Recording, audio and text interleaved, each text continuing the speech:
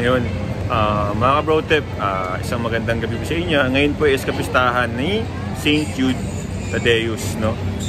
Dito po yan malapit sa Malacanang. Medyo napadaan ako dito ngayon kasi last time, nung nagdubi naman si Father June ng 7 days, pang ikapitong araw, sinama niya ako dito.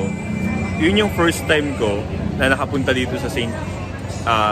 Jude Thaddeus. Although malapit lang to sa Quiapo Church, pero first time ko siya napuntahan nun.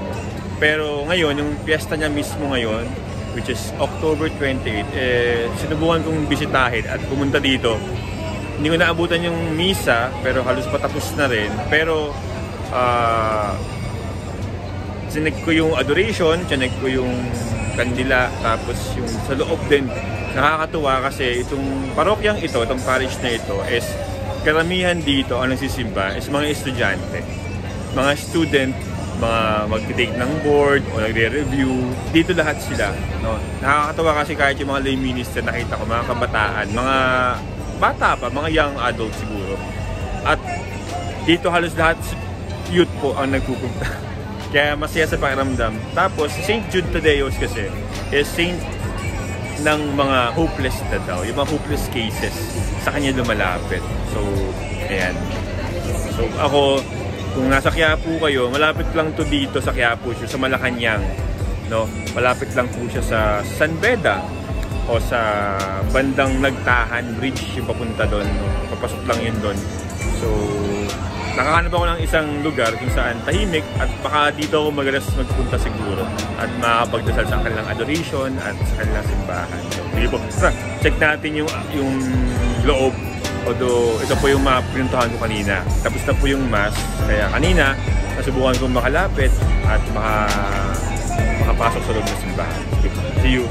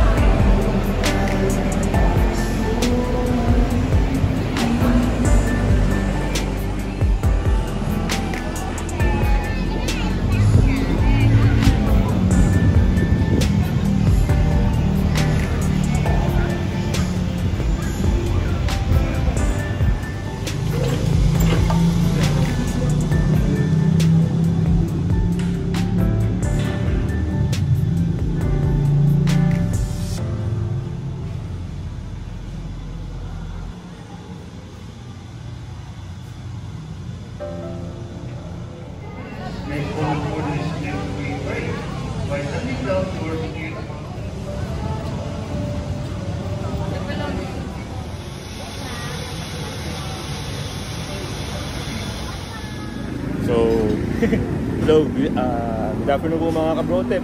So galing tayo kanina ng St. Jude Thaddeus kung saan ngayon po yung feast day niya. So pumunta kanina ako doon sa St. Jude Thaddeus. Malapit lang yun sa, yun nga sabi ko sa Malacanang. Pero may kasama ako kanina doon, no? May kasama ako. Isang kaibigan at kaibigan namin ni Father Douglas. So, ito tayo na si Berto, kasama ko si Berto. Bert, tara. Kabrotep TV. Ayun na. First time namin mag-collab. First time ko makipag-collab ngayon. kay Berto. Ang kanyang YouTube channel ay ang Lakwatsa at Nilay. Follow nyo lang. Follow nyo lang sa link na yan. Nagsisimula pa lang po ako. May mga videos na din naman. So hopefully, matularan ko si Brotep TV. Kaya mga Brotep, yung supporter na kay Father Douglas, sana bigay nyo rin natin. At sa akin, syempre, bigay natin kay Kuya Berto natin. Siya yung palaging kasama. Habang nagkikwentuhan tayo, gagayin natin yung yung idol namin na si Father Douglas Badong at si Father Danichi. Inspired by. Siyempre, supportahan nyo natin channel na ano sa kanila? Misa at Mesa. Ito yan. Yan. So, sila naman po, after ng Misa, nagkaan sila sa kakain din. So, kami din ito. Sinubukan namin yung ganun din, no? So, habang nagkikwentuhan tayo, kakain lang kami dito. Patuloy ng dire-diretso. So, pwede na tayo magdasal para diretso na rin yung kain natin. Diba? Tara. Kain mo na. Dasal mo na tayo. Tara. Amen. Amen. Tara. Let's eat mga kabrote. So ano, ba't pa ang daming estudyante doon kanina? Puro halos lahat kabataan. Anong meron ba doon? Gaya din nung dati, nung medyo bata-bata pa. Bata pa naman, pero bata-bata pa. Doon din ako namulat na na magsimba at laging pumunta. Kasi kahit yung mga kabataan ng mga ate ko, pinsan ko, talaga doon din sila nagsisimba. Kasi yun na nga, talagang nakagawin ng mga estudyante na parang maging bahay dalangin ng mga kabataan. Kasi nga si St. Jude Tadeus ay kilala sa hopeless cases. So may mga dasal tayo na feeling mo hopeless na punta kay St. Jude tayo mag-pray. Parang ganun yun. Kaya kung makikita natin kanina, di ba, ang dami natin nakikita ng kabataan na may dalang ballpen, lapis, para sa mga reviewer pa nga makita na tinataas. Lalo ngayon, November, padating na yung mga board exams, di ba? Nakakatuwa lang din na merong ganung simbahan na puro kabataan din yung makikita natin. Ayun lang. Pero maigi pa rin na nun, di ba? Nun, along kami na naglilingkod na gano'n, puro kabataan din. Puro kabataan, grabe. Ayun, magandang makita natin. Parang bumalik ako sa pagiging youth minister ko. Diba? Naging youth minister ka rin ba? Sa Divine Savior Parish sa North Fairview. North Fairview, yan. Ni Padre Rino Tomas sa DSPYM, hello po. Wow, sa mga kabataan natin dyan. Dahil nag-hi ka na sa kanila, mag-hi din ako sa aking parokya nung una. Kaya siyempre yung Diocesan Shrine and Parish of San Andres sa Masinloc. Sa Zambales. Ilang langoy lang, nasa West Philippine Sea ka na. Diba? So ayun na nga. So andito kami ngayon sa Gilids.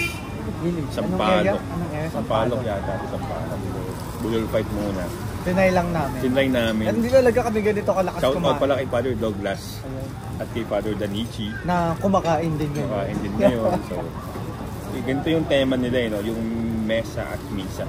Bakit pag lakwatsa at pagmimita? Kaya nga, yun naisipan ko dati, ano pa pangalan ko pag nag-content ako, sabi ko. Dahil sa nakakapunta ako sa iba't ibang simbahan, ganun, yun yung naisipan ko rin na papakita ko yung simbahang napupuntahan ko. At kasama na doon yung mga sa misa, no? Pinukuha ko yung mga paninilay ng mga pare, ganun halimbawa. So yung mga sample sharing na naririnig ko. Kaya naisip ako, lakwatsa, gagala, tapos may konting pagninilay ka rin marinig. Si Berto nga po pala, dating seminarista yan. Parehas kami.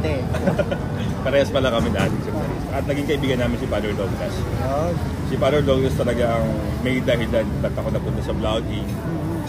At siya din ngayon, yung bago naming na-recruit. At eto na nga. Anong eto na nga? At eto na nga. Dahil sa kanila, ng mga magigiling na vlogger ng simbahan, isa na ako ngayon sa susubukang magbahagi din ng kaganapan. Sarap. Paano kami ngayon ng pakbet, lempo. Tawag sa akin dati ni Father Douglas, Bulagos. Bulagos. Pero nung nakuha ko na yung first 1,000 subs ko, official na tayong vloggers daw. Ako, meron akong 2. Ngayon, no? 2 subscribers.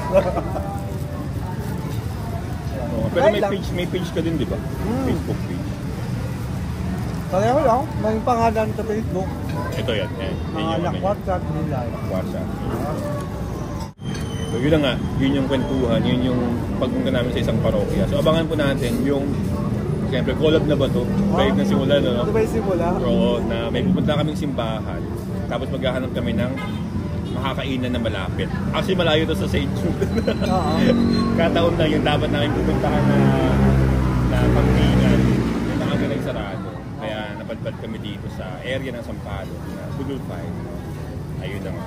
So, i-invite ko lahat mga kabrother na supportahan natin yung channel ni Brother Berto, ang Neil, ang Lakwatsa at ni Ida. At syempre yung channel din ni Father Douglas Badong at ni Father Danichi.